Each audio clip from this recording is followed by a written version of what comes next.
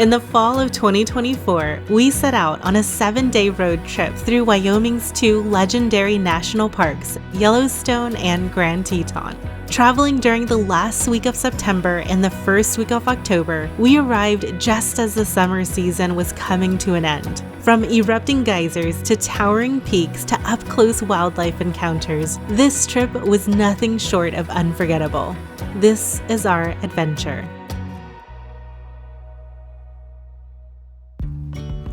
Our adventure began the moment we touched down in Bozeman, Montana. After gathering our bags and picking up the rental car, we set off towards Yellowstone's north entrance. We're in Montana. Yep. Are we in Montana? We're in Montana. We already saw a deer. But the deer was dead. Still counts. Oh, poor deer. Ooh, cows. Got the non-fluffy cow variety. The non-fluffy cows. Look at all these mountains. Look at how pretty this road is. We're driving down to Yellowstone now from Bozeman. And this drive couldn't be prettier. The drive from Bozeman is breathtaking, and it winds through open Montana landscapes with towering mountains on the horizon. About an hour and a half later, we arrived at Gardiner, Montana, a charming little town nestled right at the park's northern entrance. Look at how cute this little town is. And it's right on the river. It's so pretty. Naturally, we couldn't resist stopping for photos with the iconic Yellowstone sign before heading towards the famous Roosevelt Arch. The Roosevelt Arch is a towering 50-foot archway built in 1903 and dedicated by President Theodore Roosevelt. It feels like a grand entryway into a new world. And as soon as we passed through the arch, we spotted a herd of elk grazing peacefully just beyond it. And it was a welcome into Yellowstone we'll never forget.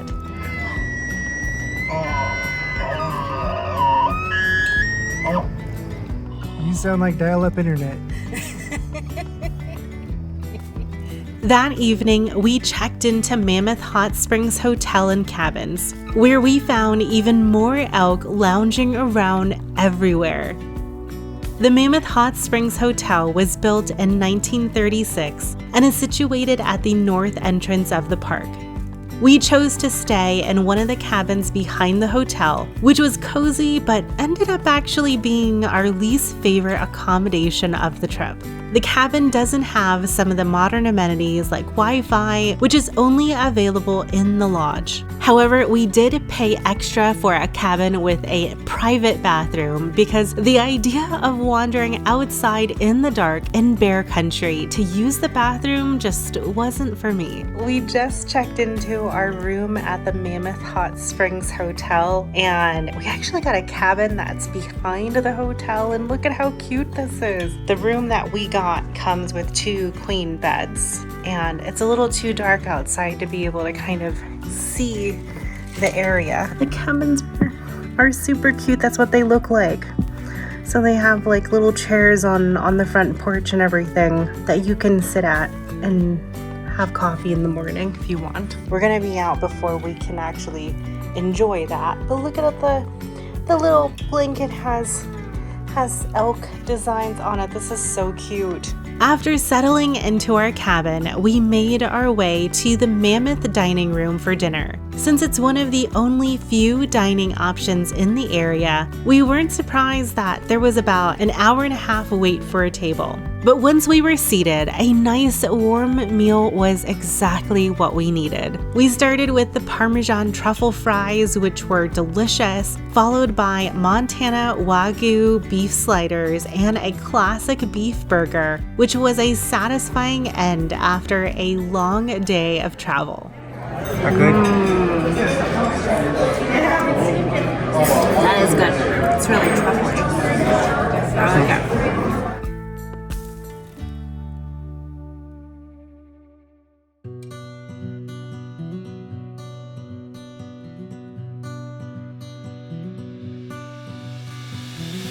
There's about 5:54 before, and we are leaving the hotel now by Mammoth Hot Springs Hotel.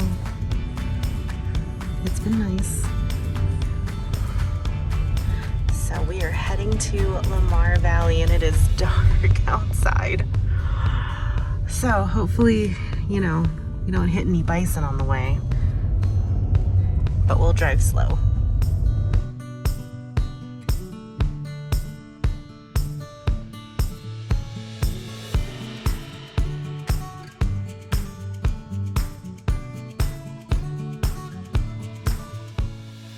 As the sun rose, we set our sights on Lamar Valley, which is often called the Serengeti of North America. Lamar Valley is located on the upper loop of Yellowstone, heading over to the northeast entrance. We drove all the way out to Soda Butte and waited for the sunrise, watching as the valley slowly came to life. Soda Butte is a mound made of travertine, which is a type of calcium carbonate formed over a century ago by an ancient hot spring. But I keep wanting to call it Soda Butt because it's just more fun. And almost immediately, we spotted our first herd of bison grazing in the distance, and it was an incredible sight to see. We pulled over to watch them and made sure to keep a safe distance. We spent the entire morning soaking in the stunning beauty of the valley as we scanned the hillside for any sign of wildlife.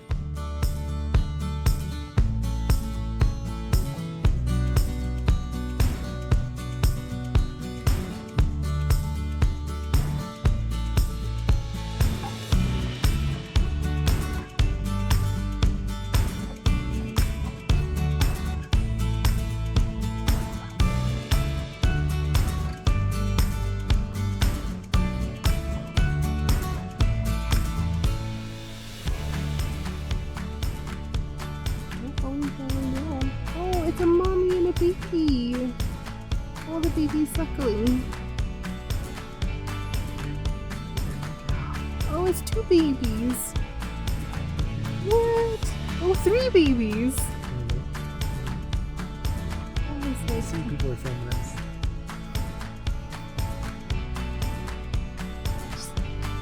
Okay, kids. Oh, kids are like, hey. Mom, but we're hungry. We're hungry, Mom. Eat your damn grass. As we continued on our journey, we encountered our first bison jam, and I couldn't be happier. Bison roam freely throughout Yellowstone, and it's common to get caught in traffic as they cross the road, especially in Lamar Valley. But they were kind enough to let us pass as we made our way through.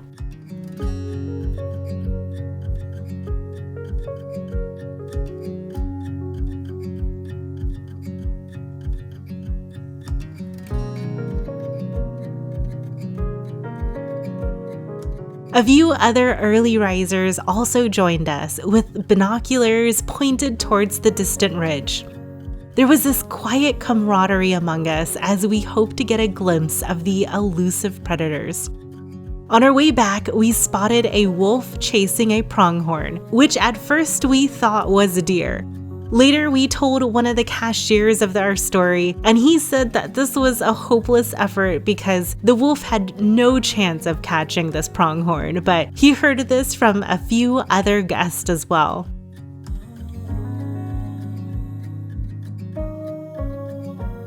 With wildlife sightings checked off of our list, we continued counterclockwise around the upper loop, making our way back to Mammoth Hot Springs.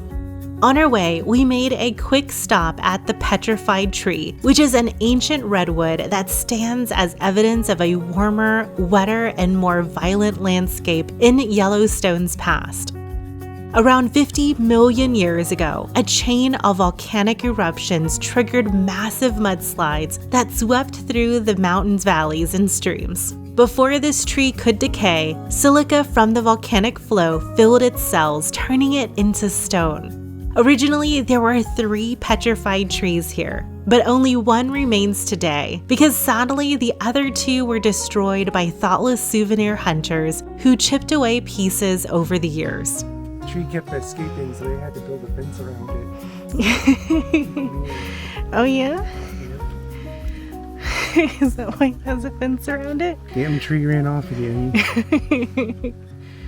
Come on, go get the tree.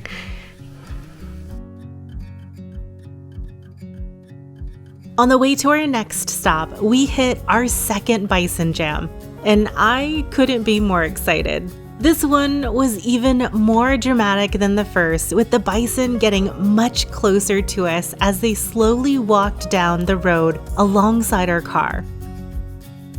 As majestic as they are, it's important to remember that bison are wild animals and can be very dangerous. If you do ever find yourself in a bison jam like us, make sure to stay in your car and avoid doing anything that could startle them.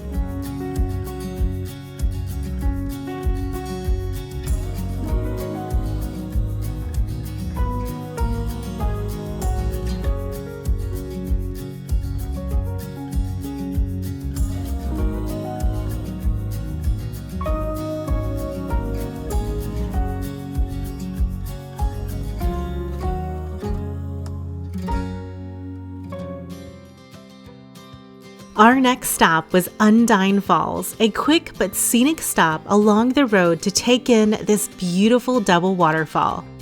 Undine Falls has a combined drop of 60 feet and was named after the mythological water spirit Undine, who was said to dwell near waterfalls.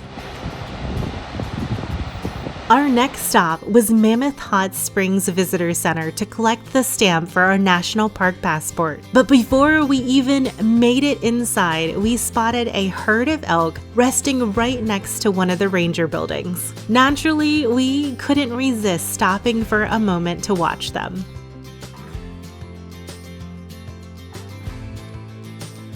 If you've never heard of it, a national park passport is a fun way to commemorate your visits by collecting unique stamps from each park, and we were determined to get as many as possible during this trip. We found that each visitor center offers something different to explore. At the Mammoth Hot Springs Visitor Center, you can learn about the diverse wildlife that calls the park home. I love that each visitor center highlights something unique and makes it worth visiting each one.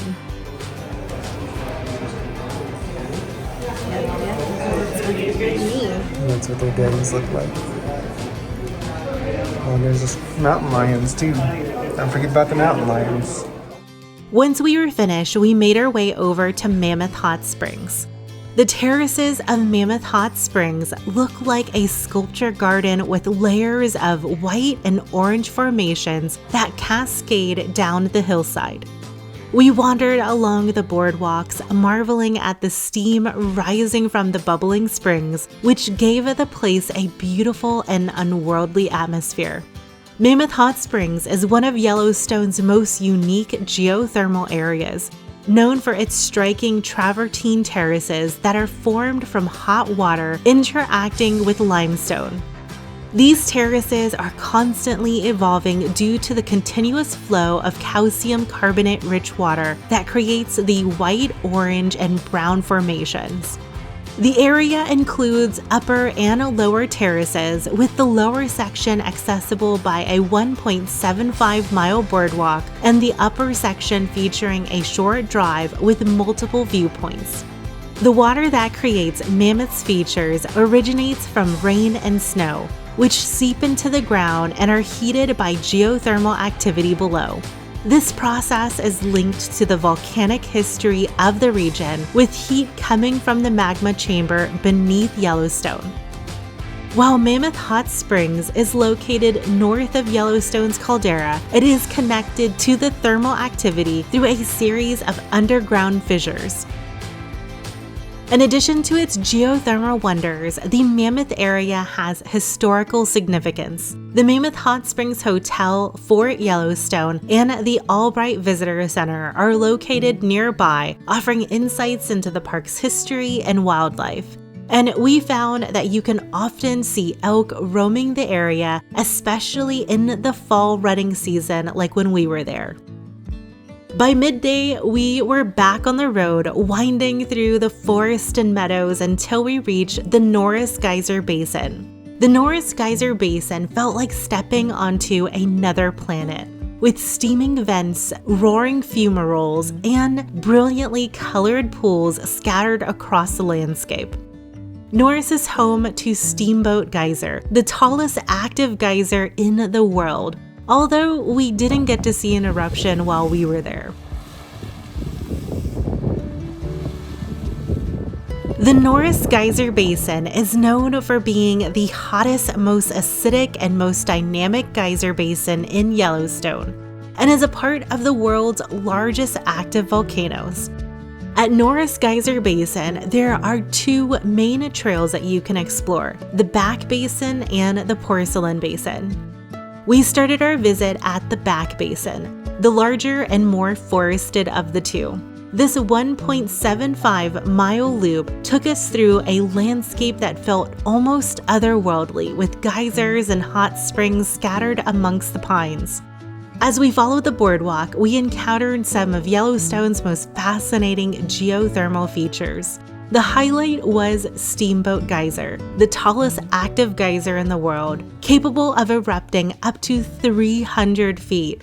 While we didn't see it for ourselves, the sheer scale is impressive.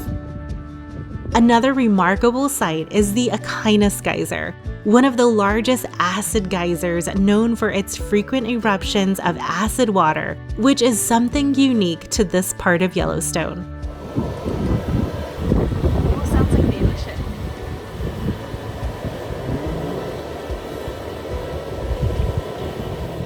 We also stopped to admire Cistern Spring, a hot spring connected to Steamboat Geyser, with a fascinating fill and drain cycle.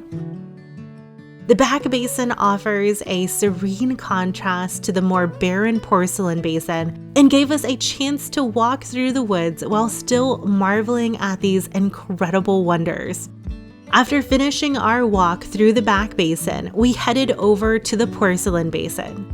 And as we were making our way down the stairs, I overheard a park ranger giving advice to a group of visitors. She mentioned that the trail is a bit easier if you start by going left at the bottom of the stairs. So we decided to follow that suggestion. As we descended to the boardwalk, the landscape opens up into a wide, treeless expanse covered in a milky white mineral called siliceous cinder, which helps give the basin its name. The ground seems to shimmer with shades of white, blue, and yellow as steam hiss up from the vents and bubbling pools that dot the landscape. The sheer emptiness and raw energy of the Porcelain Basin is just captivating. This is one of the fastest changing areas in Yellowstone, with hot water constantly reshaping the landscape. The mineral deposits slowly build up over time, but if the vents get sealed, the pressurized water forces its way up to the surface somewhere, creating new geysers and springs. So it's a living, breathing reminder of the powerful geothermal forces beneath Yellowstone.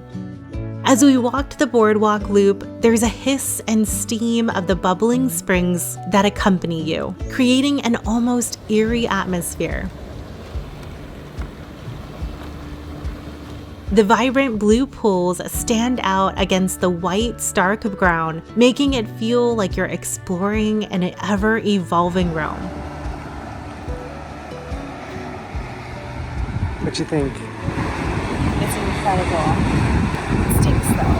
It smells like sulfur. Like rotten eggs. It's still beautiful. On our way out, we stopped by the bookstore to get our second passport stamp before continuing on. As the sun began to dip lower, we made our way to Canyon Village, where our next cabin awaited us. What you got there? I got some old Faithful root beer. What you gonna do with that? Ooh, that is good. That's a good root beer. That is really good root beer. We got a chili cheese dog with mac and cheese and cheesecake. We got cheesecake with rotisserie. Rotisserie chicken. Really good. The cabins are simple but comfortable, providing everything you need to relax. and it ended up being my favorite accommodations in Yellowstone. We just checked into our cabin at the Canyon Lodge, and this is so cute. This is a lot cuter than the last cabin we stayed in. And look at this look at this view. Wouldn't it be crazy if we woke up and there was a bear right there? Yeah. They do also have really small pillows. These are a little better than the last ones, at least. They're a little bit longer, but it's the tiniest little pillows. So there's a little table over here that you can eat. And then, so look, we have a coffee maker in this one. Nice. Our cabin, it came with the 2 queen-size beds. So if you are, traveling with more than just 2 people, you have an extra bed here. So we have outlets right here next to the bed. Hopefully there's one. Yes, so there's one also in the table behind, in between the beds. And then I think there was another, there's an outlet over here by the window as well. And then this cabin also comes with a private bathroom, which was my stipulation because I don't like to share bathrooms. So this actually is a really nice size bathroom. Our bathroom in the other cabin was really small. So this is actually a really good size bathroom. Just Wi-Fi here. Oh, nice. And they have Wi-Fi. So that's awesome. Good.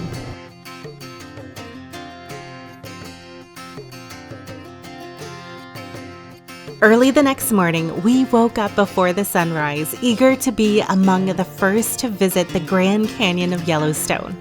One of the perks of staying at Canyon Lodge was its close proximity to the canyon, which is just a short drive away from all the viewpoints.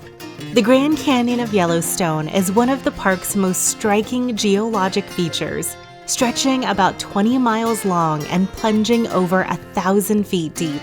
The canyon's vibrant colors, yellow, orange, and red, are caused by the oxidation of iron and volcanic rock, which was altered by the park's hydrothermal activity.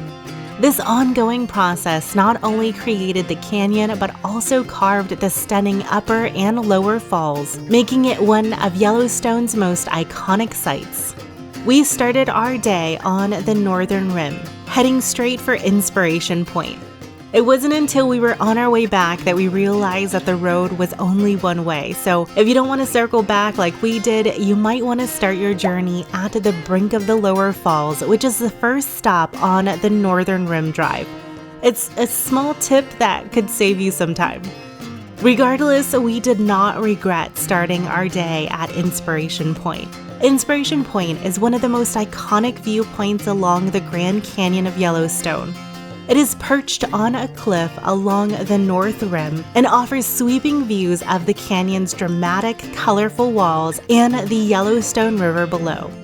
Inspiration Point was originally named Promontory Point in 1878 and was later renamed due to its breathtaking views. From Inspiration Point, you can see both up and down the canyon and its vibrant hues.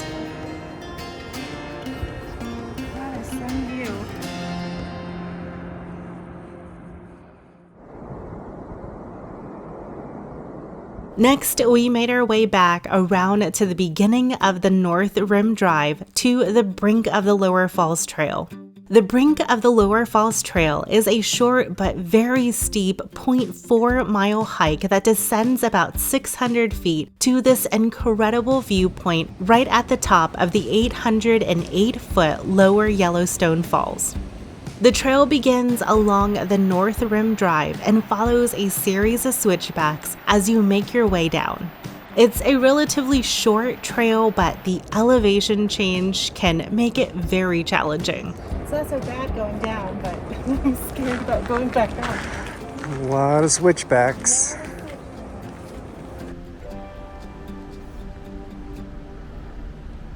Once you reach the end of the trail, you'll be standing just above the roaring falls and get a unique and dramatic perspective of the Yellowstone River as it plunges into the canyon below.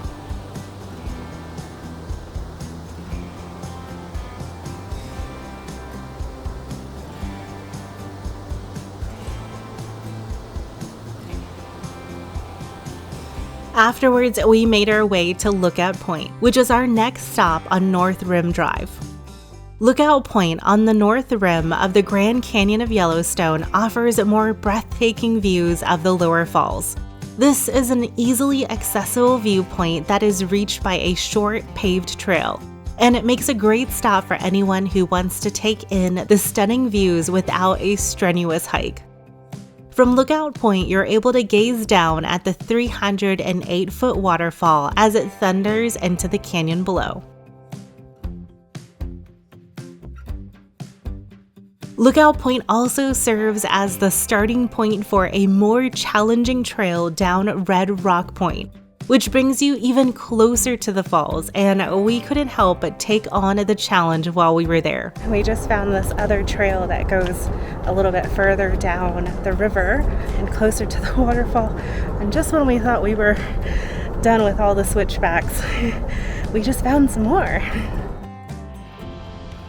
Red Rock Point offers one of the closest and most breathtaking views of the lower falls in Grand Canyon of Yellowstone. Oh, wow. Oh my God.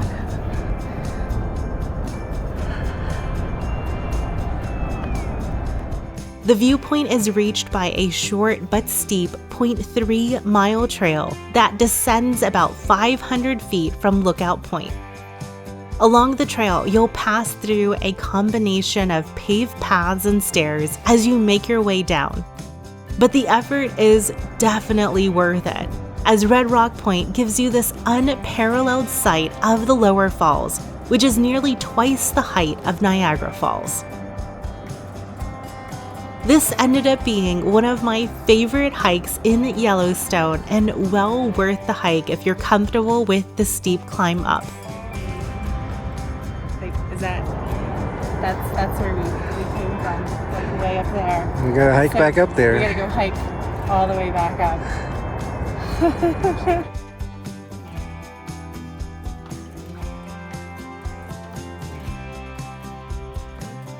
How was that hike? It was tough. I mean, but it was totally worth it. Like, wow, that viewpoint was beautiful. So if you ever are here, definitely make the trek down to Red Rock Point, because it's challenging, but it's worth it. With Red Rock Point behind us, we made our way to Grand View. The Grand View offers the most spectacular panoramic views of the canyon.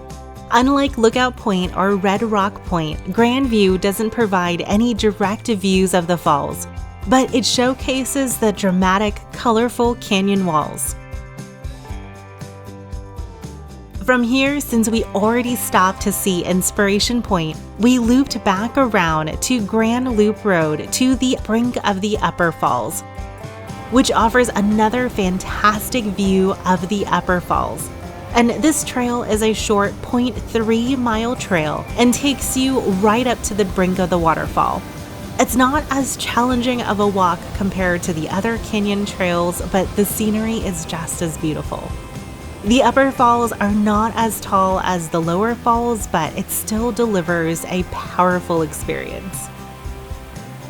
We looped back around to the Upper Falls viewpoint. The Upper Falls viewpoint offers a great vantage point to witness the powerful 109-foot Upper Falls, where the river plunges dramatically into the canyon, marking the beginning of the Grand Canyon of Yellowstone. This viewpoint allows you to appreciate the falls from a wider perspective.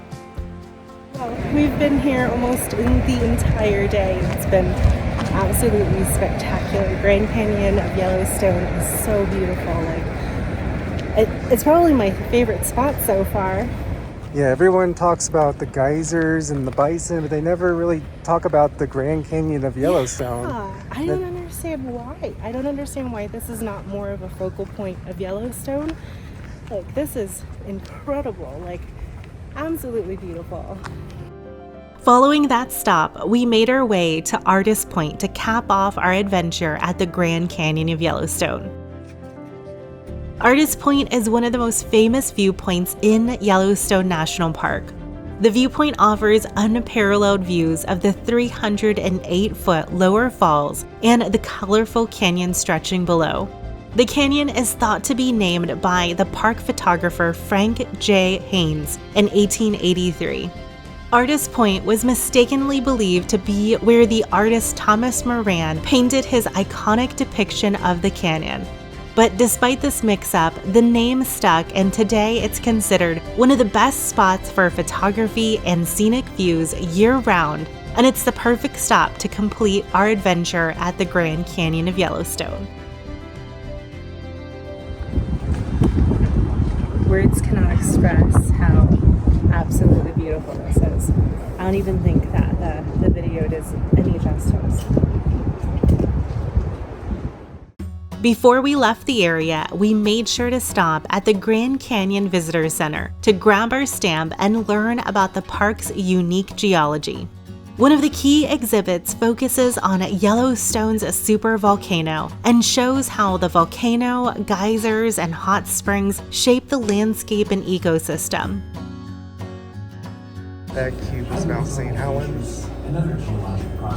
These are the 3 different eruptions in comparison.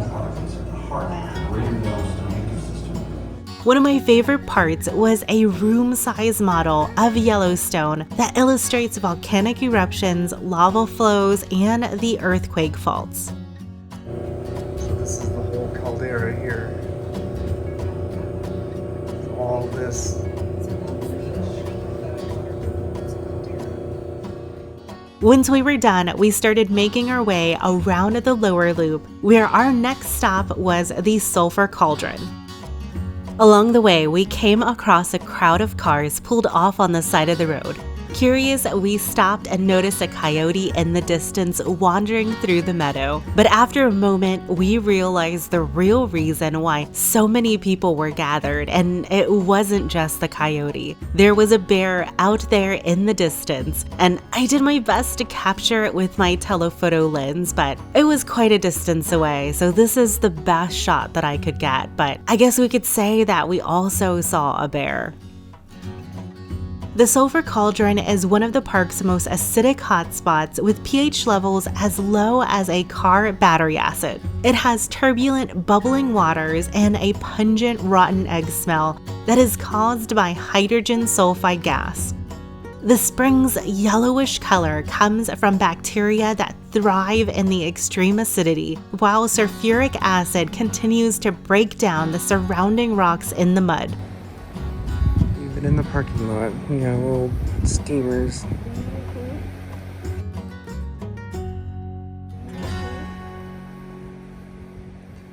There's one over here. Fumaroles. Oh, look at that shot. That's beautiful. Pretty awesome. Just down the road from the Sulphur Cauldron is the Mud Volcano area. The Mud Volcano area is full of dynamic geological features that offer a glimpse into the park's volcanic activity. The main boardwalk loop takes you past several fascinating sites, and we were glad we caught sight of this hint on the area map stating that the loop was less steep if we followed the arrows and made the trek around the loop clockwise. Because after hiking through the Grand Canyon of Yellowstone, we could use a little bit of a break. The Mud Volcano itself has a fascinating geothermal feature that has undergone significant changes since it was first found. Historically, it was a 30-foot cone-shaped mound that erupted violently, spewing mud high enough to coat nearby trees. By the time Yellowstone became a national park, the volcano had blown itself apart and left behind a churning crater of boiling mud. One of the area's most striking features is Dragon Mouth Spring, where surging water and steam roar out of a cavern, and it gives this intimidating dragon-like appearance.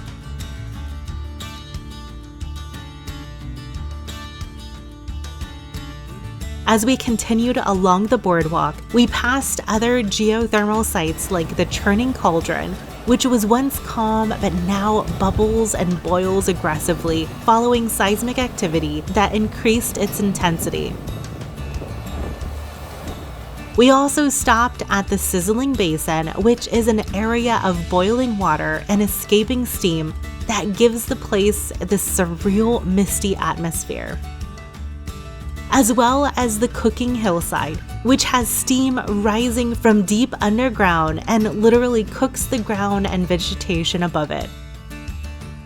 Further along, we came across Sour Lake, another highly acidic geothermal pool with calm-looking waters that are deceptively harsh.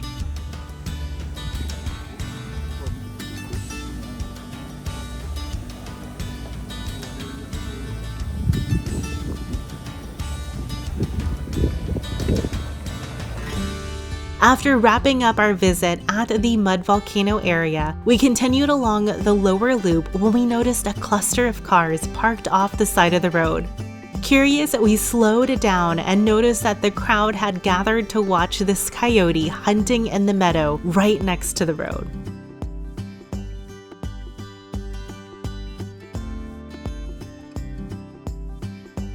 Since we were exhausted, we decided to head straight to our hotel, where we'd be staying for the next 2 nights, Old Faithful Inn.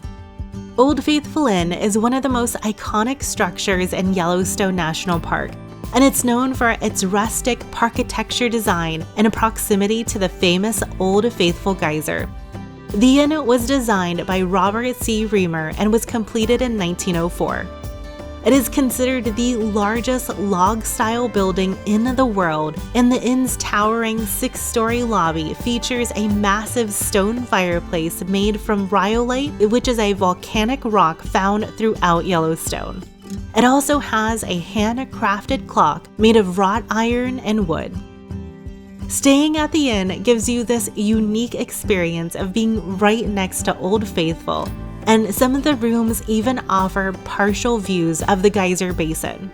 The Old Faithful Inn also has a dining room that we were excited to have reservations for that night. The Old Faithful dining room is an historic and charming place that features towering log beams and a cozy stone fireplace that creates a warm and rustic atmosphere. While the dining room doesn't offer any direct views of the geyser, the ambience more than makes up for it. For dinner, I opted for the prime rib and Noah chose the ossobuco, and both dishes were flavorful and hearty and the perfect reward after a whole day of adventure. The dining room has been serving guests in the inn since 1904 and is definitely a must-try experience while you're staying at the inn.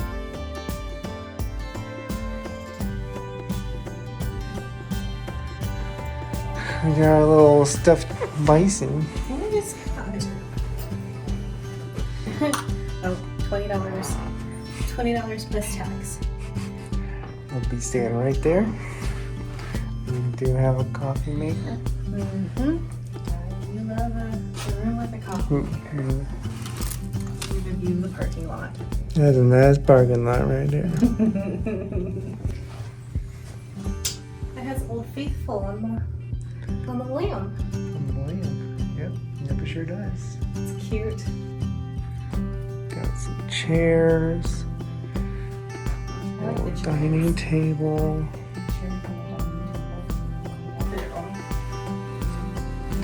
Yeah, not all rooms have a private bathroom. So We made sure to get our own dang bathroom. yeah. And we got a little bison and sheep.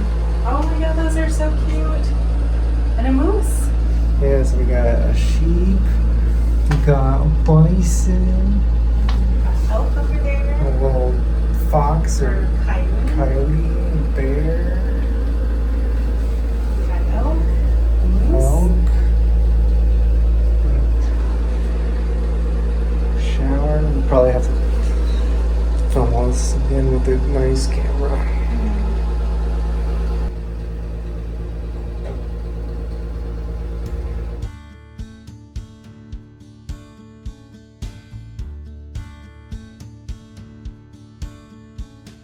Today is going to be a day full of geysers and hot springs, and we started the day with a viewing of Old Faithful at sunrise.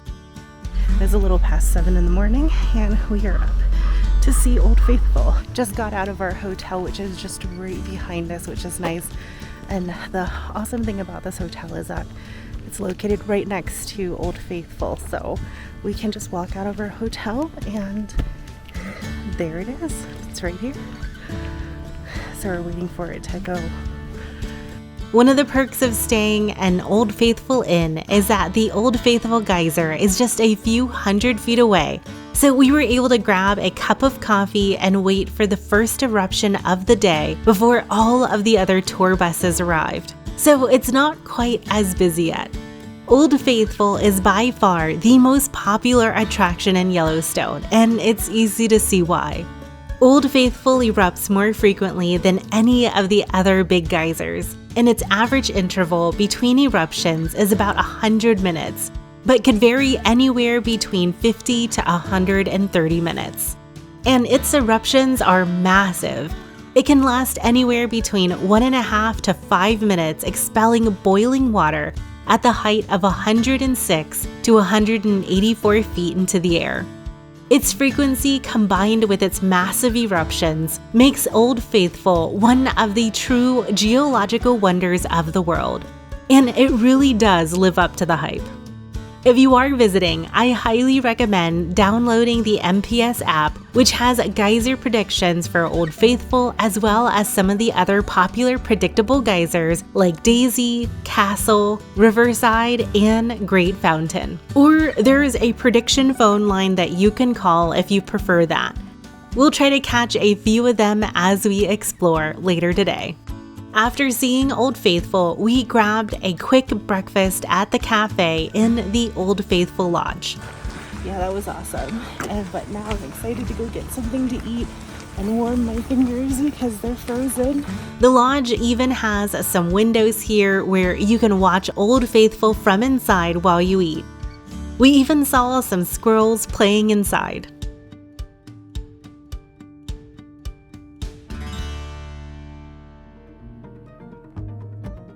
After breakfast, we started exploring the Upper Geyser Basin. This area encompasses the entire area around Old Faithful and actually has the largest concentration of geysers in the world. Before starting out, we made sure to grab one of the trail guides that gives more information about the area. They ask that you return it when you finish or give a $1 donation if you do decide to keep it. The Upper Geyser Basin has several trails and walkways to discover. We started by taking the Morning Glory Pool Trail, which is about 2.8 miles round trip. And of course, there are wild bison roaming freely all throughout the area, so be sure to use caution if they are around. Pretty crazy, huh? It's awesome. That's what that is. Random buffalo right next to the hotel. Or bison. You gotta look up the difference. Yeah, we thought he was fake for a second because he wasn't moving, but then he just moved his head. So he was real. Just kind of hanging out in front of the hotel. He might be waiting to check in. Check in? Yeah. Yeah, he's in the waiting line. He can't be waiting to check in. Wait. Oh my god, they're so cute. The first geyser that we came across is Castle Geyser. Castle Geyser usually erupts twice a day, and we actually caught it later on in the day as we were making our way back. So stay tuned if you want to see that, because right now it's just steaming. Next is Crested Pool, which has superheated water that can reach over 200 degrees Fahrenheit. All the geothermal features are super steamy in the morning time because of the contrast in temperature between the cool morning air and the superheated boiling waters. After crossing over Firehole River, we noticed a geyser being active in the distance. This ended up being Sawmill Geyser. It erupted for a while as we passed by. Sawmill is just going crazy.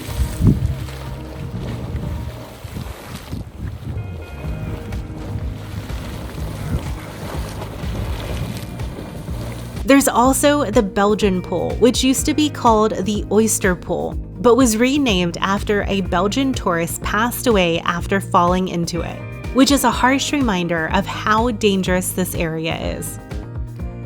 Next, we came to the Grand Geyser, which is the world's tallest predictable geyser. It erupts every 7 to 15 hours and can reach heights of 150 to 200 feet. This is another one that we caught erupting later on in the day. By the way, in the mornings during the fall, it can get cold enough for the walkways to freeze over, creating a sheet of ice, so we had to tread carefully as we went along. Look how icy it is. Yeah, it's icy in the mornings. Hey, careful. Careful. It's gonna take me all morning. I know. We're gonna be here all day. Next, we came across Beauty Pool. Can't really tell how beautiful it is with all that steam.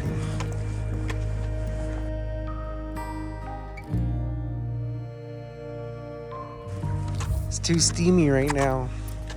Can't see the beauty of it. All I see is steam. Right next to the Beauty Pool is the Chromatic Pool. You can see it has like a blue center to it. That's really cool. It is so incredible to me that we are like out here by ourselves. Like there's literally no one around us. We've got this whole boardwalk to ourselves this morning, which is just insane. Wow, look at that. The giant geyser.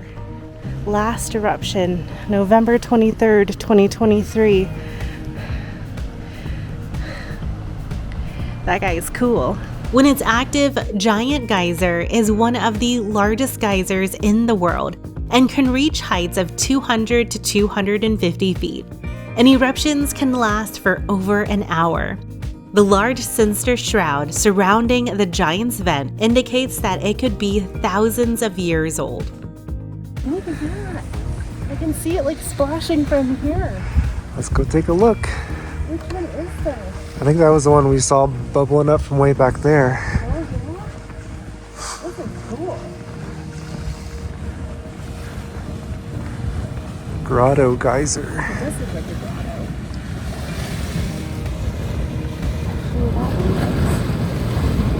That's awesome. The Grotto Geyser was erupting while we walked by. It is perhaps the most unusual of Yellowstone's geysers. Geologists believe that the geyser emerged in a stand of dead trees and over time deposited layers of sinister over the stumps and branches, giving it this unique formation today.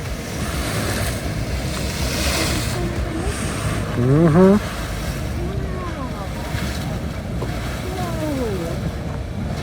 That was awesome. Okay, this is my favorite.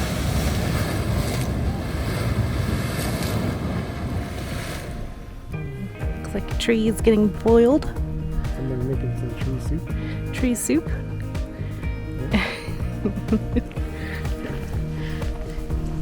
This is Riverside Geyser, which is one of the predictable ones that you can find in the app.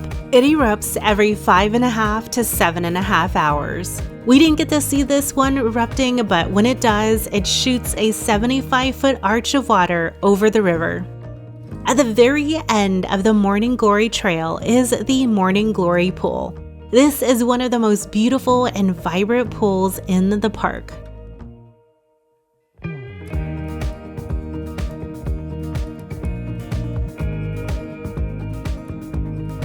On our way back, Noah and I split up to catch a few of the geysers that were scheduled to erupt. I made my way over to Daisy Geyser, and to my surprise, I had it all to myself while it erupted. I am sitting over here by the Daisy Geyser, and this one should be going off at about 10:47, so I am gonna wait and see if I can catch this one. And Noah actually just started walking back over to Castle Geyser because that one should be going off at about 10:30, so we're hoping to catch both of them going off while we're here. So I'm gonna sit here and wait for Daisy because that has a plus or minus 10 minutes to their prediction time, and Castle Geyser should be plus or minus 60 minutes. So hopefully I can catch Daisy and then make my way over to Castle and possibly see that in person. But Noah's gonna start heading over that way to try to see if we can catch it, if it is right on time. So I am literally sitting on this boardwalk just by myself. It's kind of crazy. You know, I'm the only one here. So I'm gonna enjoy this beautiful morning and wait for Daisy to blossom. So I see a couple of splashes coming from Daisy Geyser. I don't know if that's it. This one's getting a bit more active over here.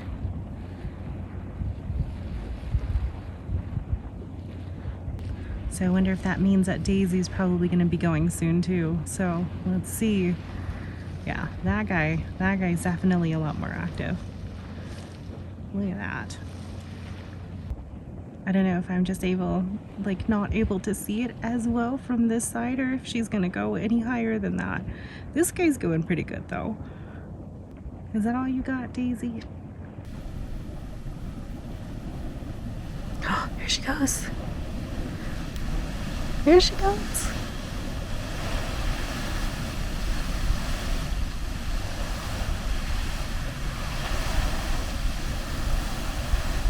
Whoa.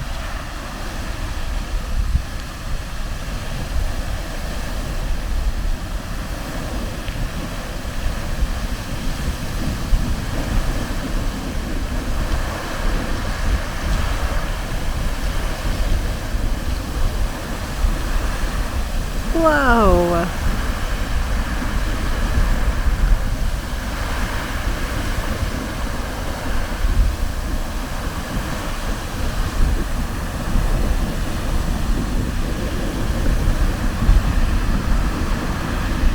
Holy smokes.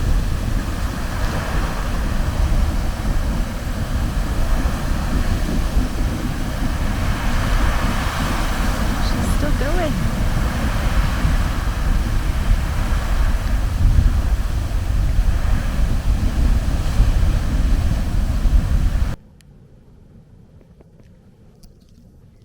That was awesome. Wow. I still can't believe I'm the only one here. Like, that was so cool. That was at least like 50, maybe 75 feet up in the air. That was incredible. So this is Comet Geyser.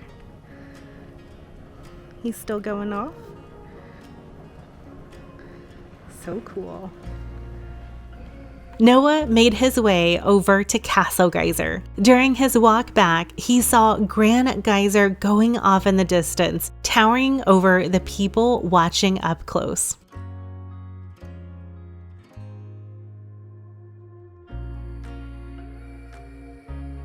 Looks like Castle is now going off. Noah barely made it back in time to catch the last few minutes of Castle Geyser's eruption, which was a really awesome sight to see.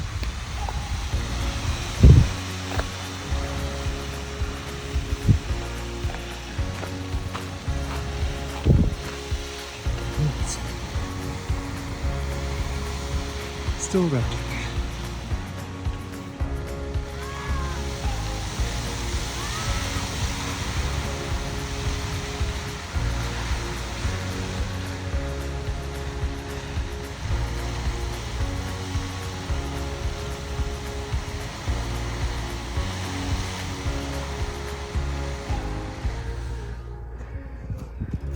Never gets old.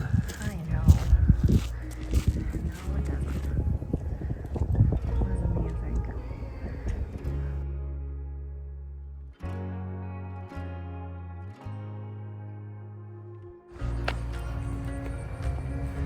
Right where we are standing. That was right where we were standing, right there. The buffalo was just crossing.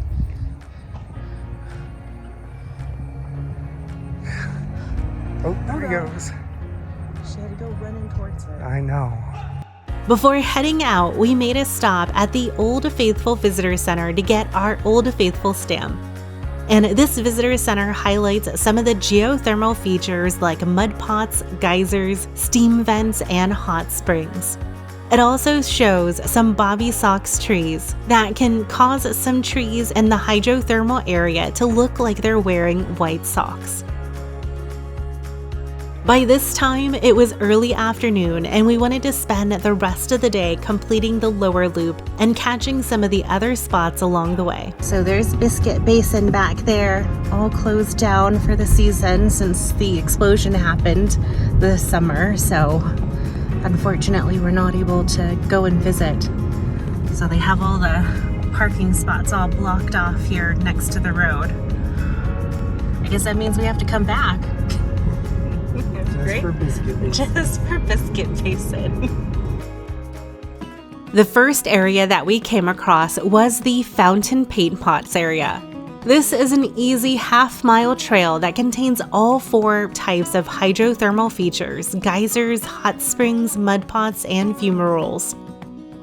You can see some of the bobby sock trees here that we saw at the Old Faithful Visitor Center. The Silex and Celestine Springs have a vibrant blue color. The fountain paint pots are thick, bubbling mud that look like paint splashing. Just past the paint pots are some fumaroles, which is another name for a steam vent. The geyser area has several geysers, and while we were there, the Clepsydra geyser was erupting.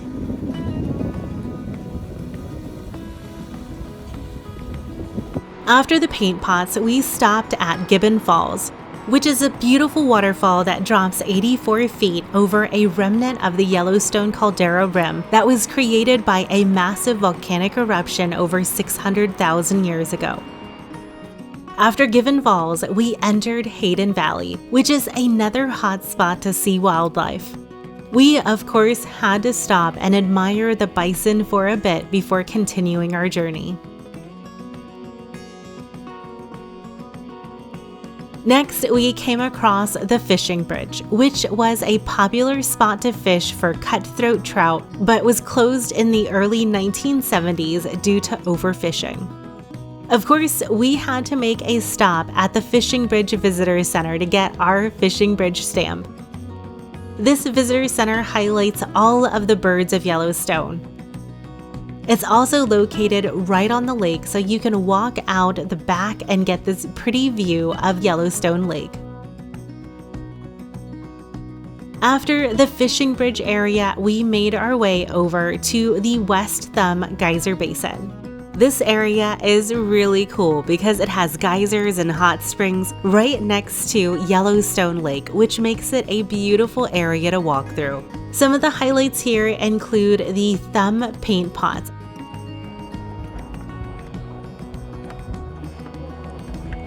You can hear that one over there gurgling. Right there, that guy. As well as geysers located right on the lakeshore.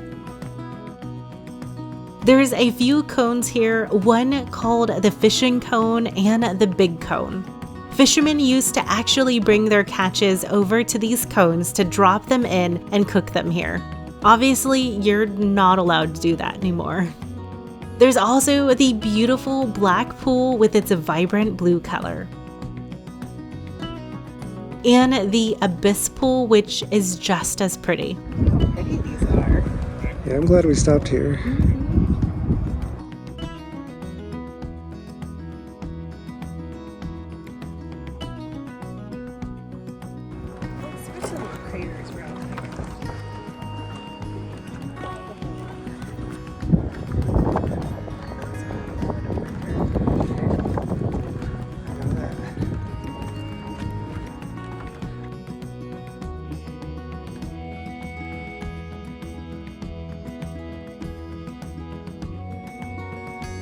We visited at the end of the season, so the West Thumb Visitor Center was closed for the season. So we actually had to drive 3 miles over to the Grant Visitor Center to get our West Thumb stamp.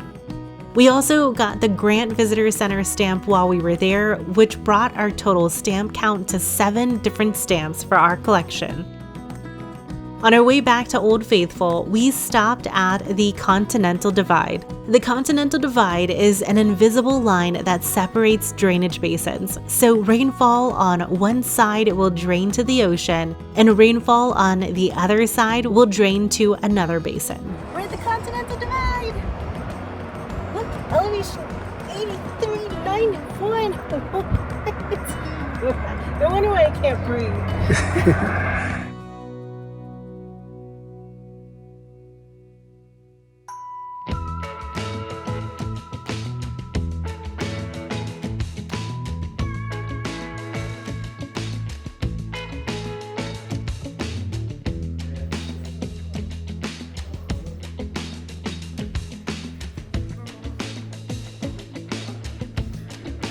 On our final morning in Yellowstone, we started the day by watching Old Faithful erupt from the balcony of the Old Faithful Inn. While it wasn't the closest view, seeing the geyser's plume rise with the people silhouetted against the morning sky was a great way to start the day.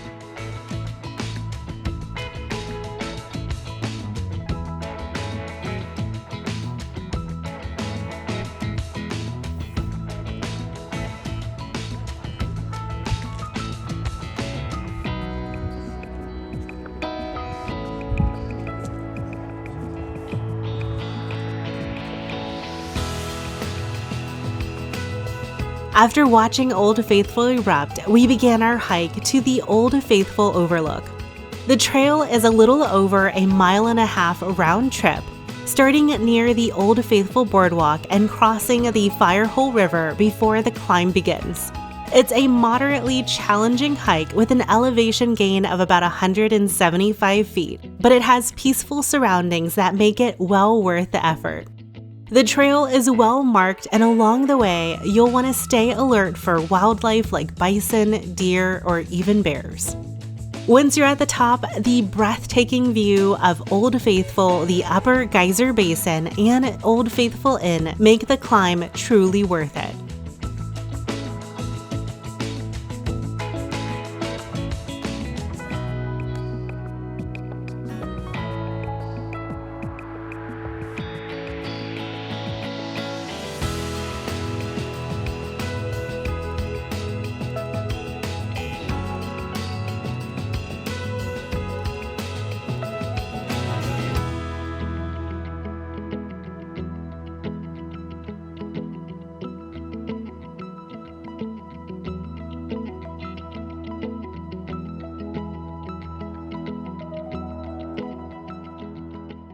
After finishing up at the Old Faithful Overlook, we made our way over to Geyser Hill to visit a few geysers we'd missed the day before. We started at Giantess Geyser, one of the more unpredictable and rare geysers in the basin.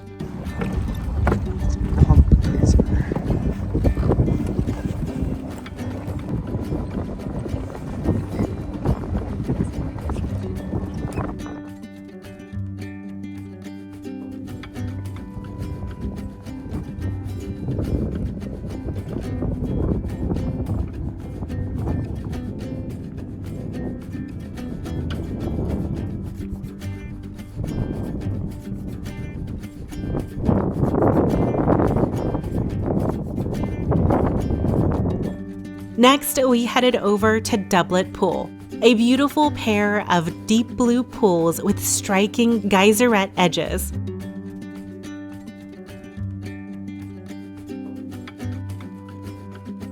From there, we stopped at Orem Geyser, which erupts every few hours, sending water 20 to 30 feet high.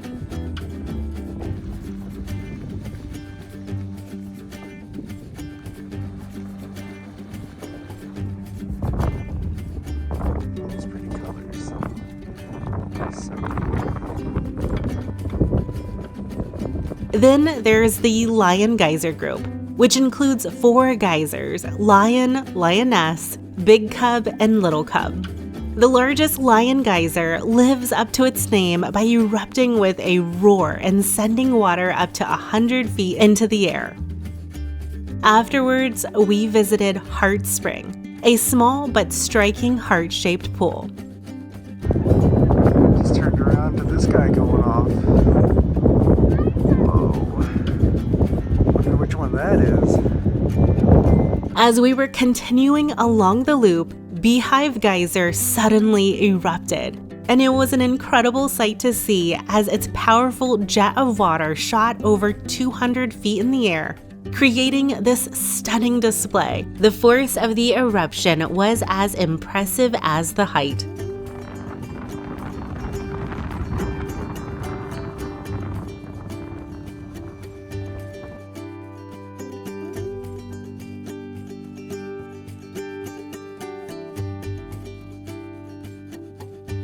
Finally, we ended our exploration with Anemone Geyser, a smaller but active feature that erupts every 10 minutes or so, sending water up to 10 feet high with its 2 nearby vents.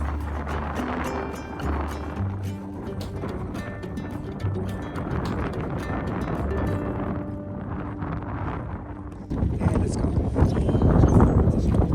Our next stop was Black Sands Basin, a smaller but vibrant geothermal area that gets its name from the black volcanic sand surrounding the thermal features. Cliff geyser is going off right now. As we arrived, we were lucky enough to see Cliff Geyser erupting, which created an impressive show by Iron Creek.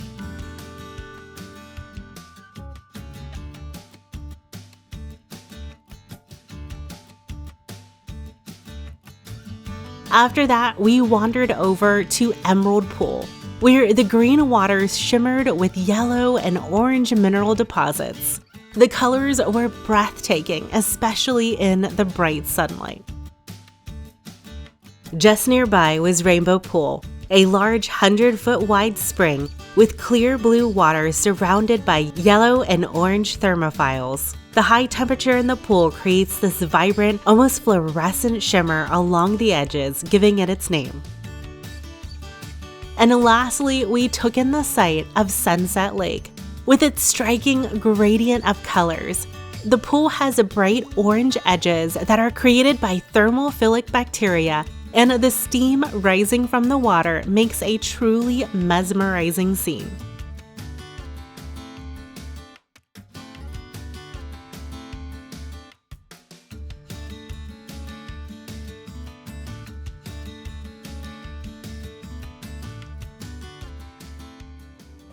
To wrap up our incredible Yellowstone adventure, we couldn't think of a better way to cap off our trip than visiting the famous Grand Prismatic Spring. Located within the Midway Geyser Basin, the Grand Prismatic is the largest hot spring in the United States, stretching 370 feet across, bigger than a football field, and plunging more than 120 feet deep. Its vibrant rainbow of colors, ranging from deep blue in the center to fiery reds and oranges at the edges, come from heat-loving bacteria called thermophilites, which thrive in different temperatures around the spring. As we walked along the boardwalk, we got an up-close view of the spring, but from this angle, it's hard to really appreciate the vibrant colors. You're essentially at eye level, making it difficult to grasp the full spectrum. But it's still a great way to truly appreciate the sheer size of this spring. After walking along the boardwalk, we decided to take the short hike to the Grand Prismatic Overlook. This trail starts from the Fairy Falls Trailhead, located just south of the Midway Geyser Basin. It's just over a half mile and an easy walk with a slight climb of about 100 feet in elevation. Once we arrived at the top, the view was breathtaking. From the platform, we could finally take in the full grandeur of the spring's color, something that's just really hard to appreciate from ground level. And seeing the spring's vibrant eye from above makes the climb completely worth it.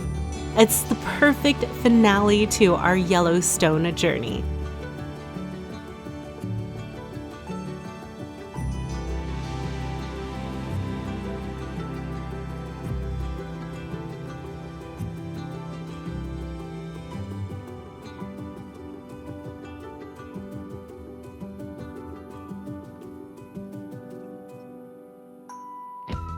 However, I have a confession to make. The day before, we actually hiked to the Grand Prismatic Overlook in the evening, and the difference was just night and day. During our evening visit, the colors were muted by the low light and much of the spring was obscured by steam. So I highly recommend visiting the overlook in the middle of the day when the sun is at its brightest. The sunlight really brings out the full spectrum of the spring's colors. As we wrapped up our adventure in Yellowstone, I couldn't help but reflect on everything this incredible park has to offer.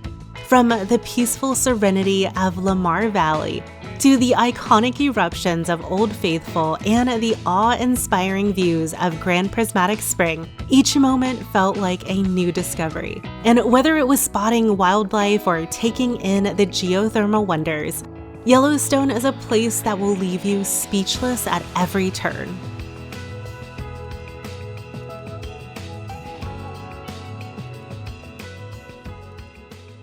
We're heading down to Grand Teton now, and I'm actually kind of sad because Yellowstone has been absolutely amazing. So if you even have the thought of having Yellowstone on your bucket list, I am telling you right now that you absolutely have to book this trip immediately because it is incredible. It has exceeded like all expectations. I mean, every single moment that I thought it couldn't get any more beautiful than this, or it couldn't get even more spectacular than this. Like the next thing that we come to would be even more incredible, and I'd be even more amazed. So I'm kind of sad to be leaving Yellowstone, but I'm so glad that we did this. So now we're heading down to Grand Teton for a couple of days. We do have a cabin that is right on the water, so that should be really nice. And in Grand Teton, we are going to be staying in the same hotel for the duration of the trip. So that should be kind of good because we've been hotel hopping for the last few days, and it'll be nice to kind of have a home base for a few days before we head back to Orlando. But yeah, I mean, Yellowstone was amazing. What can I say? It was incredible. So, Grand Teton, here we come. Our adventure continued as we drove south from Yellowstone and into Grand Teton National Park. Grand Teton National Park is only about 30 miles south of Yellowstone, making it an easy addition to a Yellowstone trip. Since we were coming straight from Yellowstone, we planned for a lighter travel day by heading straight to our cabin with a few scenic stops along the way. Naturally, our first stop had to be at the Grand Teton National Park sign, located right at the entrance of the park. Almost as soon as we entered the park, we were greeted by stunning views of Jackson Lake, with the Teton mountain range rising majestically on the other side. Look at that view. Wow, that is stunning. Our next stop was the Jackson Lake Overlook, where we took in amazing views of both Jackson Lake and the Tetons.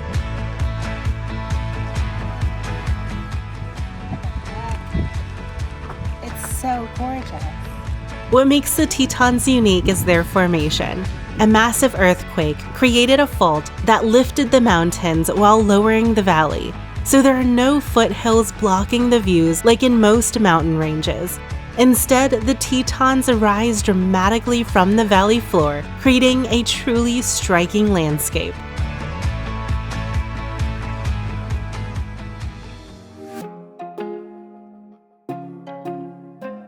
We continued south to the Upper Willow Flats Overlook, a great spot for wildlife viewing across the wetlands and meadows.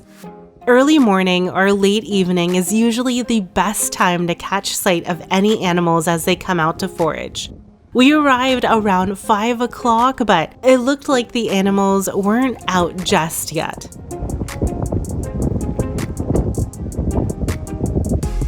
After taking in the views at Upper Willow Flats, we made our way to the Signal Mountain Lodge, where we'll be staying for the duration of our visit. Since Grand Teton is a smaller park, we don't need to hotel hop like we did in Yellowstone. Instead, we could settle into one place and explore from our home base. This is cute.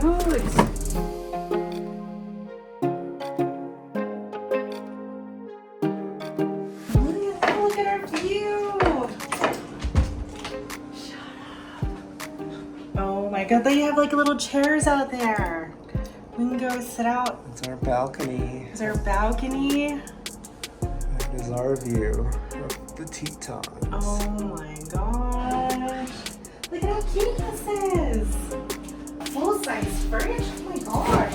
Full-size fridge. We got a couch. Yeah. I mean, we might not want to leave our room. Like, I know it. oh my god, it's so beautiful. Like, oh, what?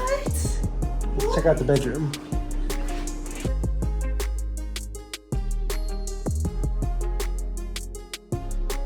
They're on the firmer side, but that's okay.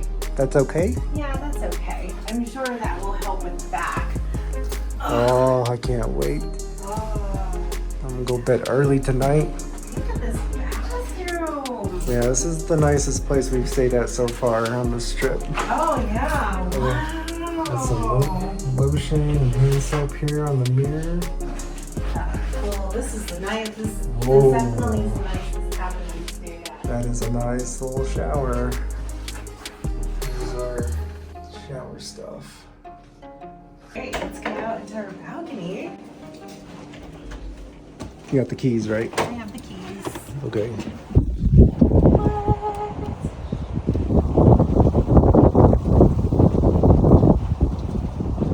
Oh my god, this is amazing. This is spectacular. Look at the Grand Tetons, like right here. Right there. Not too shabby.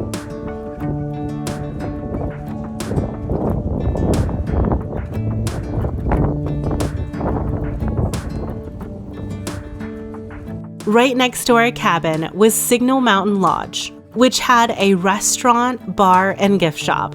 We decided to grab a quick dinner at the Trapper Grill and ordered the half portion of nachos. Look at these nachos. This is the half size. That is a mountain. This is the half. Oh, you're kidding. Oh, And if this is the half size, the full order must be massive because we could barely finish it between the two of us. And after dinner, we spent the rest of the evening relaxing on our balcony, watching the sunset.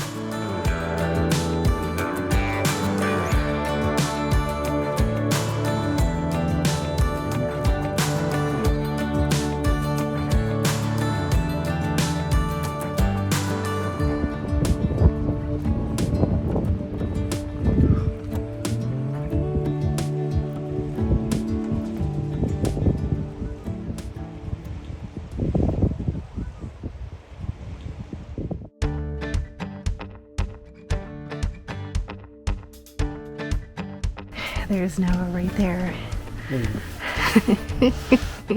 oh. So we're watching the sunrise.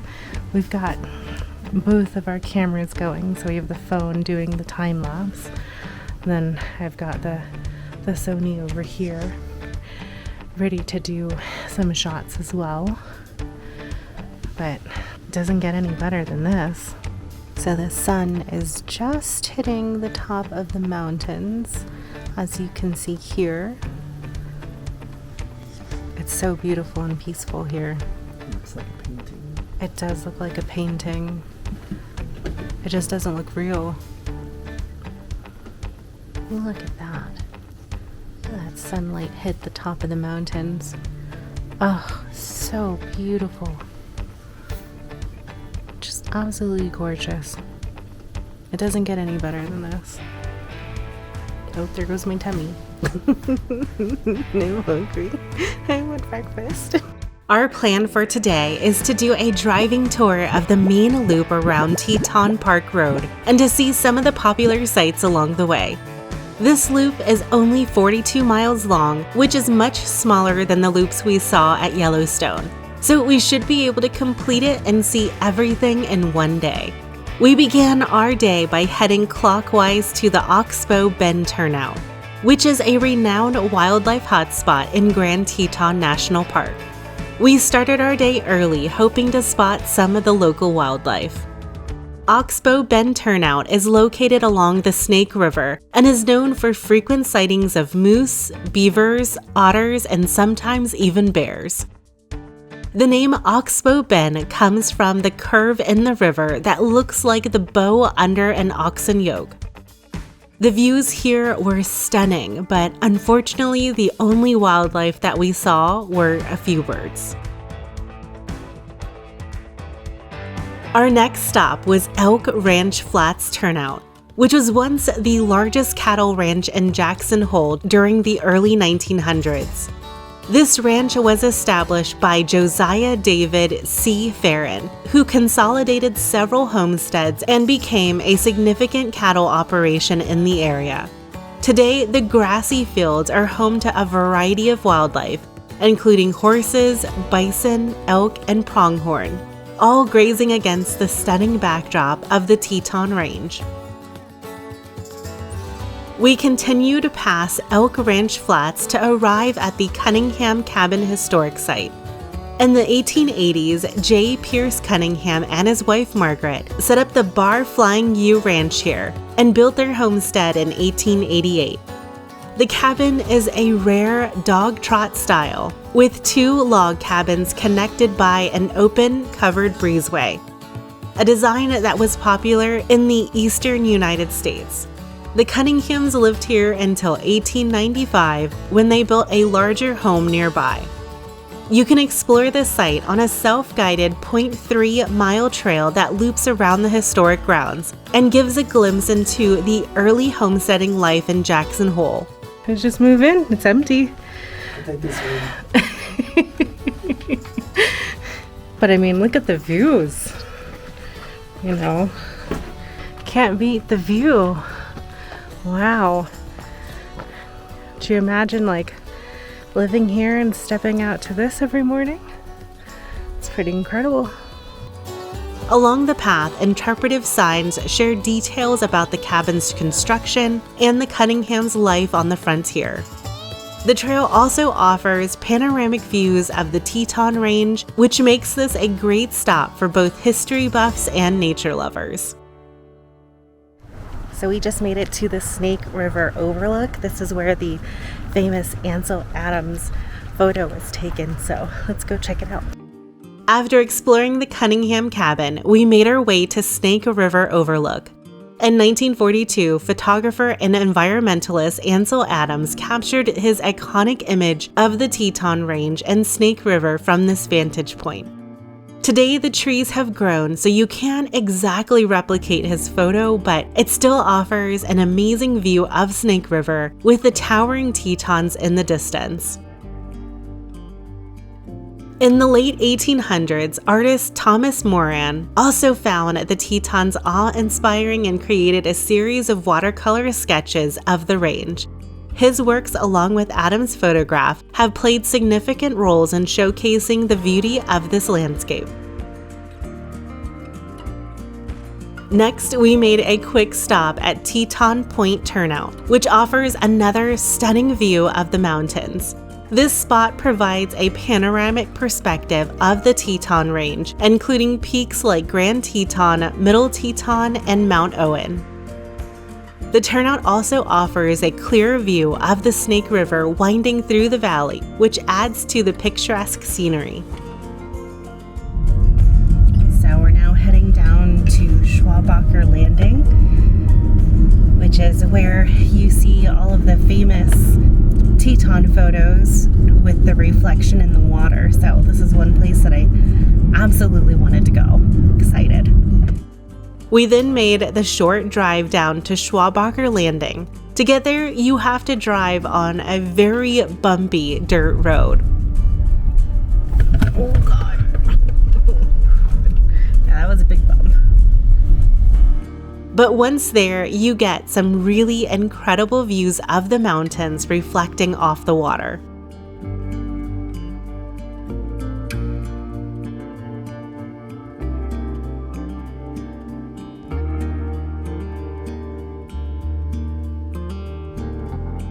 Just past Schwabacher Landing, we stopped at Glacier View Turnout.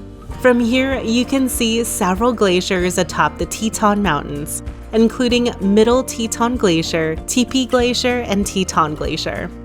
Over the past 25 years, these glaciers have lost over 25% of their total surface area due to climate change. And while we were here, we saw our first moose walking along the edge of the tree line.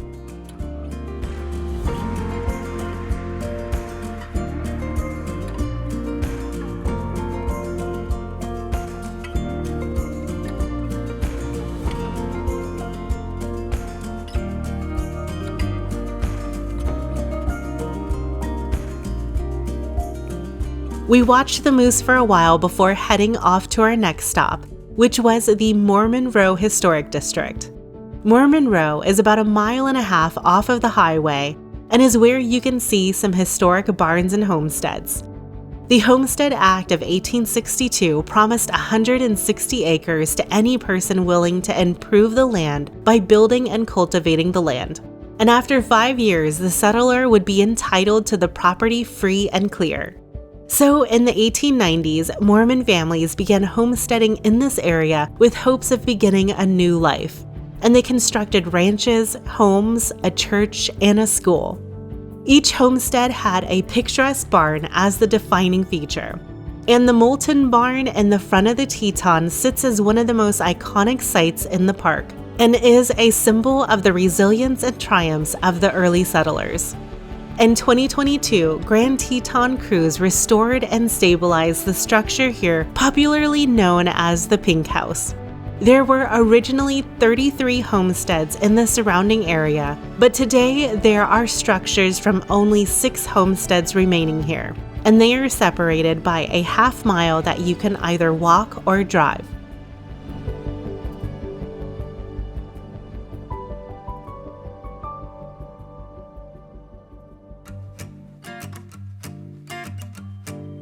Our next stop was the Craig Thomas Discovery and Visitor Center.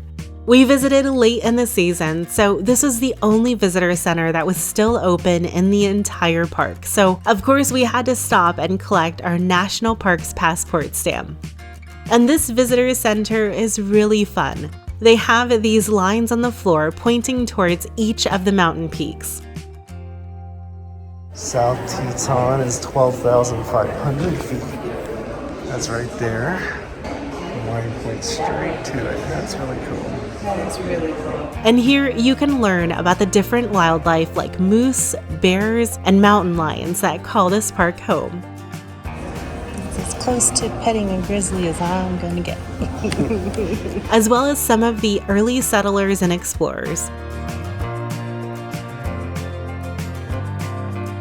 And John D. Rockefeller Jr., who purchased 35,000 acres of land that would later become part of the Grand Teton National Park. Just past the Craig Thomas Visitor Center, we stopped at the Meaners Ferry Historic District, home to Bill Meaner's original 1892 homestead. This 0.3-mile loop showcases several original buildings, including the Maud Noble Cabin built in 1917. In 1923, a pivotal meeting was held here, where local citizens discussed preserving part of Jackson Hole as a national recreation area, a step that will eventually lead to the creation of Grand Teton National Park. As we continued, we spotted an old transportation barn filled with original carriages, offering a glimpse into early 1900s travel.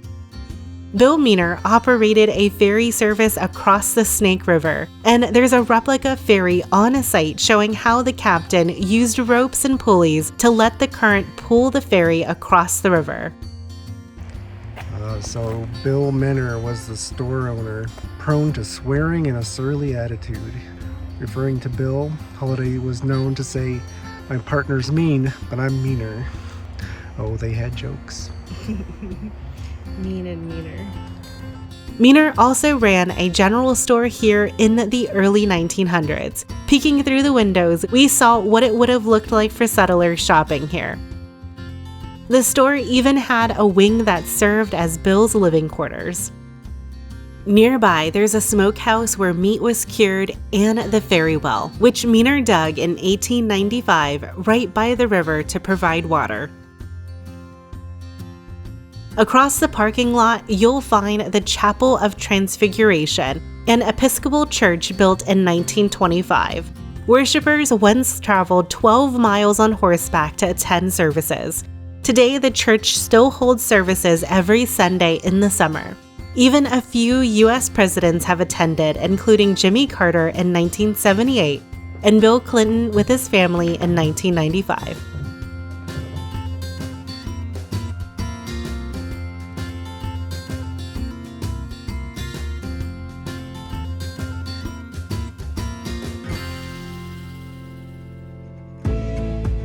We then embarked on the Jenny Lake Scenic Drive, a 5-mile route along the lake's eastern shore that offers spectacular views of the Teton Peaks. Wow, that is just beautiful. Driving straight towards the Grand Tetons. The drive takes about 20 minutes and becomes a one-way road after the String Lake trailhead. Oh, here we go. Begin one way. Here's where it begins. The one-way drive. We gotta share it with bikers.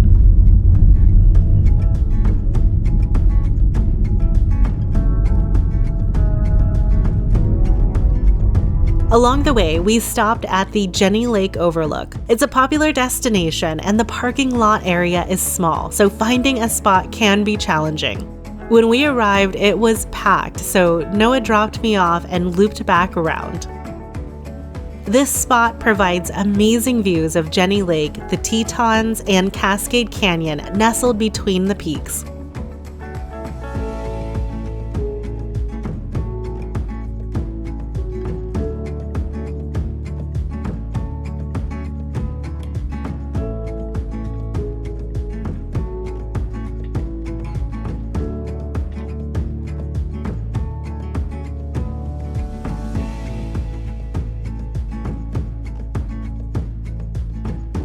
Our next stop was the Jackson Lake Dam Overlook.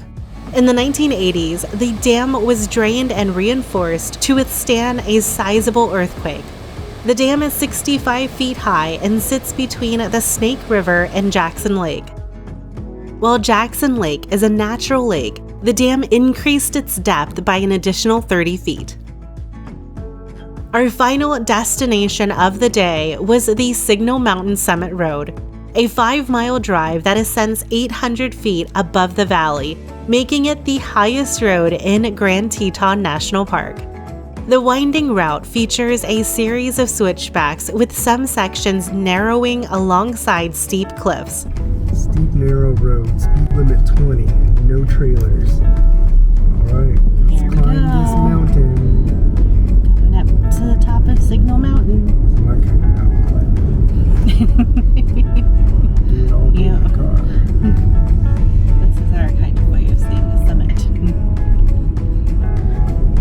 We are almost there, and look at this view. Oh my gosh, we are really high. Hope you're not afraid of heights. Oh my gosh.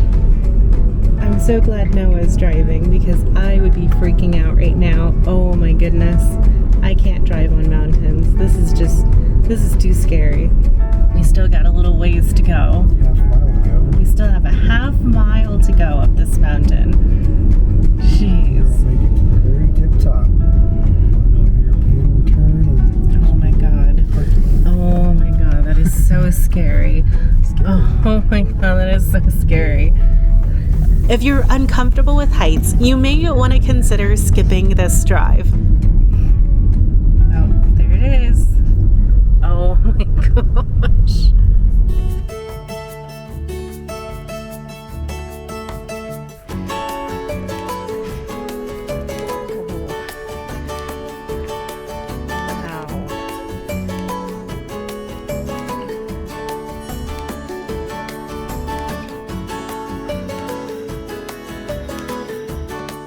What do you think? It's not high enough. It's not high enough. What?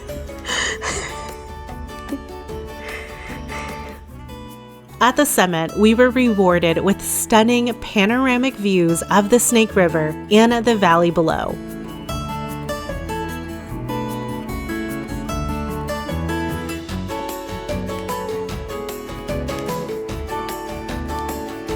On the way back down, we stopped at the Jackson Point Overlook, which offers expansive vistas of the Teton Range and Jackson Lake in the distance.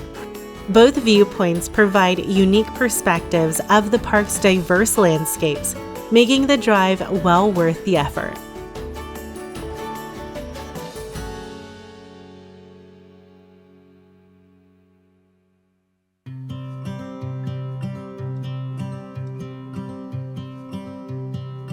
Good morning. So it's our last day here in Grand Teton, and you can't leave Grand Teton without doing one of their incredible hikes. So we decided that we're going to probably do their most popular one, which is the one to Inspiration Point. So you can usually take a shuttle across Jenny Lake to Inspiration Point, but since we're a little bit outside of the season, since this is October, the beginning of October, the shuttle isn't running anymore. So we are going to be hiking around Jenny Lake to Inspiration Point. So the lady at our hotel said that if we parked here at String Lake, it's a little bit of a shorter hike than hiking at the Jenny Lake parking lot. So that's what we're doing. We are parked right here. So we are going to take this walk all the way here, all the way to Inspiration Point. So instead of parking here and going all the way around this way, we're parked here and going this way. And then if we have energy, we're going to go a little bit into the canyon. So we're going to try to head over to the canyon if we still feel pretty good after Inspiration Point. So yeah, we're just going to take it slow, and hopefully our lungs can survive. Got our bear spray. Yeah, we have our bear spray. We've got our water. Let's do it. All right, let's do it.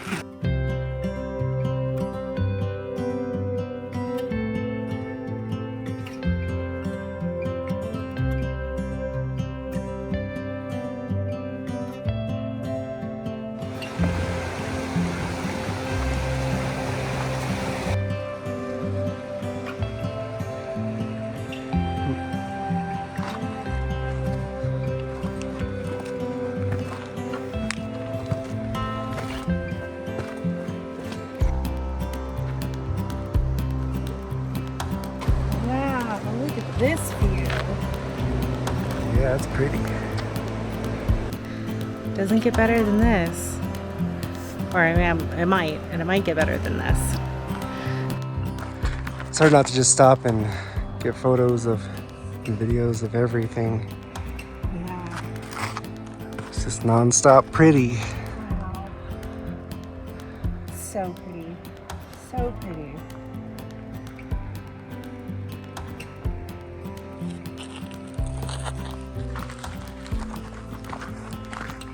Looks like there's a nest up in that tree up there.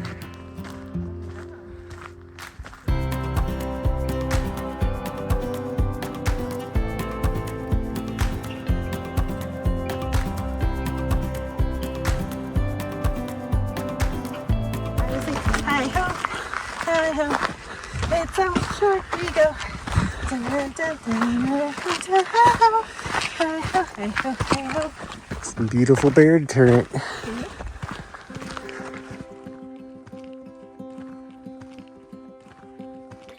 Little waterfall. The water's so clear. So there's the boat dock. We just made it to the boat dock. So it's 1.8 miles from here to the top of Inspiration Point. So when you take the ferry, that's where you're gonna get dropped off. See what the sign says here. Don't touch bats, apparently. Oh. Inspiration Point is that way. That's where we're going. Then maybe Cascade Canyon after that. Yeah.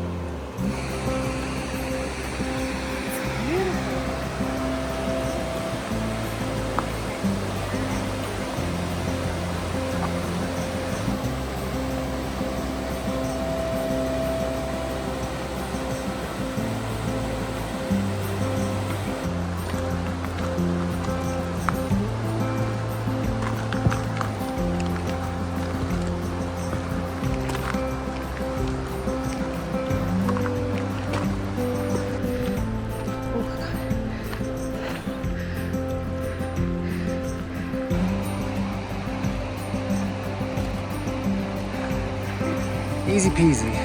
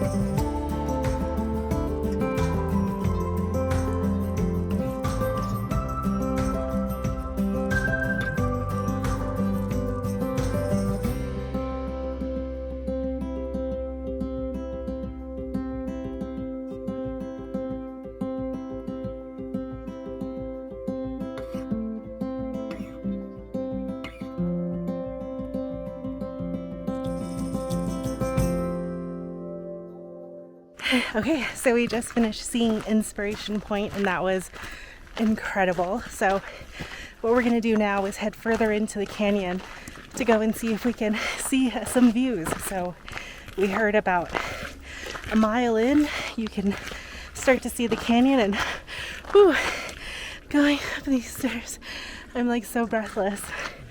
It's the stairs that get me, but we're hoping to see some beautiful views when we get up there.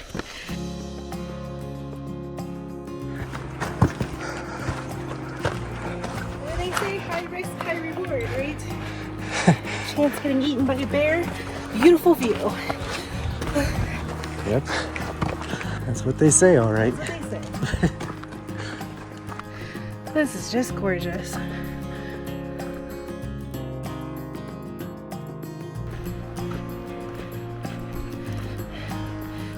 That's a nice boulder. That's a real nice boulder. Almost there. All right. Wow. Look at these. Whoa.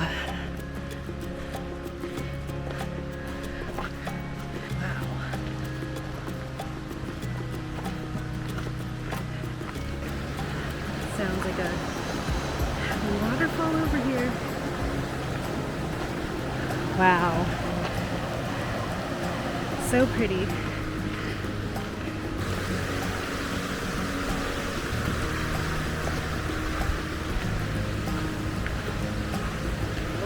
Almost there. Just around the riverbed. Just a random boulder. This is my favorite boulder. It's really good for sitting. See? Oh yeah? It's a good sitting boulder. Is that why they put it here? Oh, that's why they put it here for us old folks. Old folks. To enjoy some sunlight. Get to catch your breath for a second. Yeah. Enjoy this beautiful view of the river. It's a perfect boulder.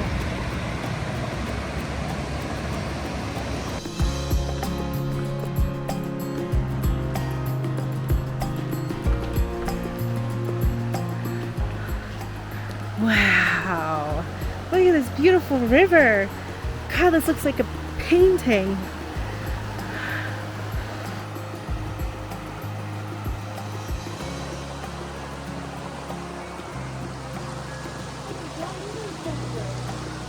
Yep, it's right over you.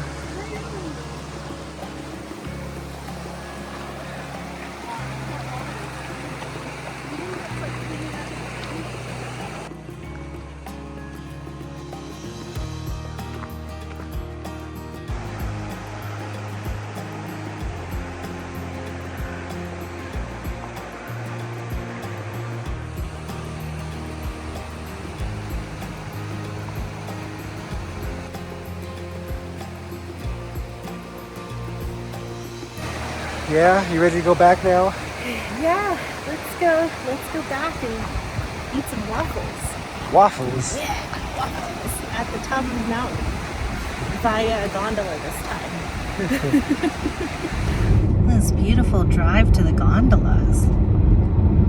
All these fall colors. We don't get this in Florida. It's just green.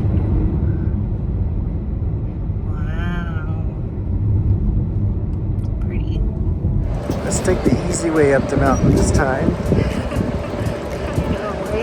While technically located just outside of the Grand Teton National Park, the Jackson Hole Aerial Tram, affectionately known as Big Red, is a must-do attraction at Jackson Hole Mountain Resort.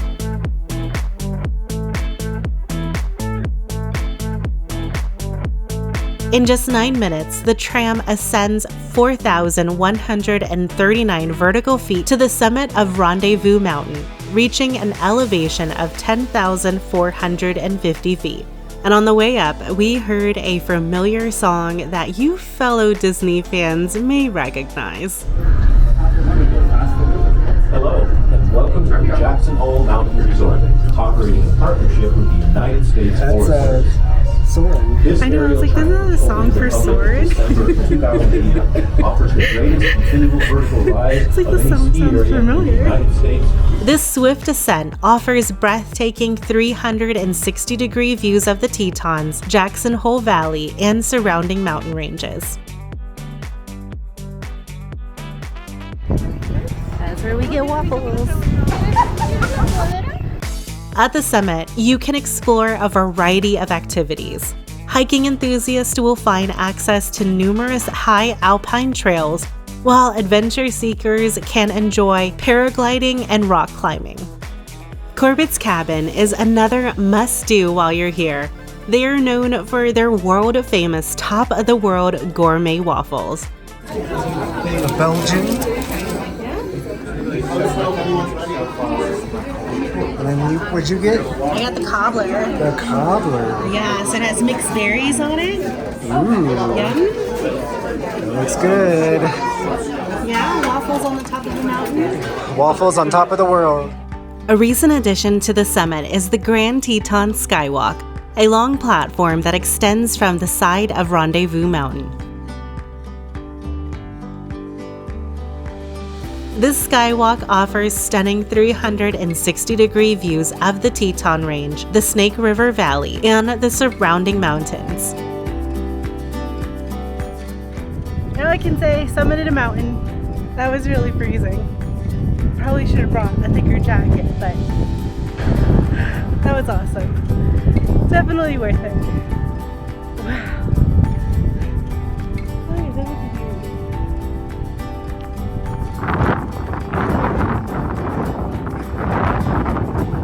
Top of the world.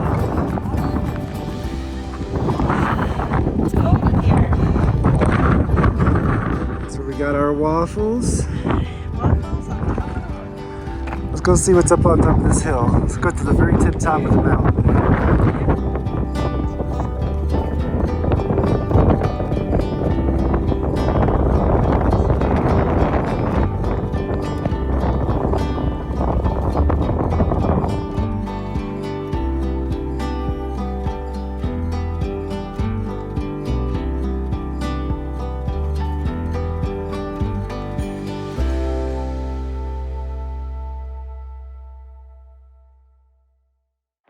If you made it this far in the video, thank you so much for joining us on our adventure through Wyoming's incredible national parks. We would love it if you would hit the like button and subscribe if you would like to see more of our adventures. Noah and I are based in Florida, where we create mostly Florida content, but we would love to take you on future epic adventures like this one. Before we go, we want to give a huge shout out to our channel members. Your support means the world to us, and it's because of you that we can continue to create amazing adventures like this one. We are so grateful to have you on our journey. For those of you planning your own Wyoming adventure, we've put together a free downloadable itinerary to help you get started. Just click the link in the description below to grab your copy and start planning. If you're looking for even more adventure, then you're probably going to want to check out our Canadian Rockies road trip that just popped up on the screen. In this video, we're going to take you along on a trip through Jasper, Banff, and the Icefields Parkway, and trust me, you won't want to miss it. Until next time.